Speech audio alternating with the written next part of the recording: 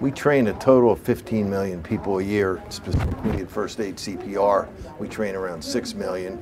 The rest are in lifeguarding, learn to swim, babysitting, other trainings that we carry on. To be prepared, we recommend to every family 3 key steps. Have a plan, make a kit, and stay informed. And part of staying informed is being trained.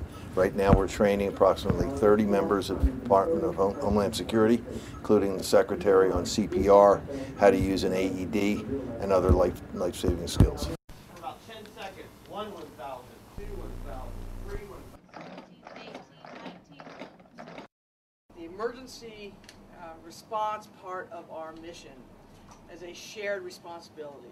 Individual, family, community, state, federal. And so the reason we asked the Red Cross to come, I think it's the second time you've been over here, and to provide all of us with some basic training, is I thought before we start preaching that lesson, we ought to do it our own selves.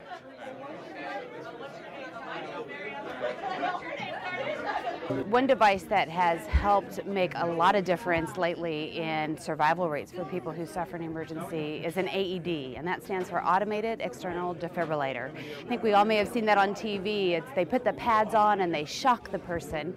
Well, an AED does that automatically, and you see them in a lot of places like airports or maybe fitness gyms and things like that. The first thing you have to do is turn it on.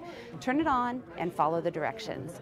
There are pads to place on the chest, and there are generally what they call connectors or wires to connect the device, and then it will do the work. It will analyze the heart and determine if a shock is needed. If there is a shock that's needed, it'll tell you to push a button.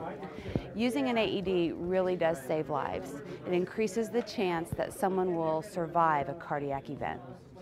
This is something that I'm passionate about. I've been a paramedic for about 15 years. I've been an emergency physician for about 13 years. And so what you guys are doing here is key to survival. If you do bystander CPR, it improves survival from out-of-hospital cardiac arrest by more than 2-fold. Take that to heart.